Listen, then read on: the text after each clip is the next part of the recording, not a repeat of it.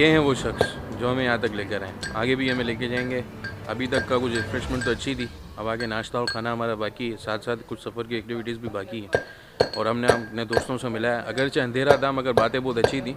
तो अब हमारे साथ जुड़े रहिएगा, अब आपको आगे के मनाजिर भी दिखाएंगे VIP किस्म के।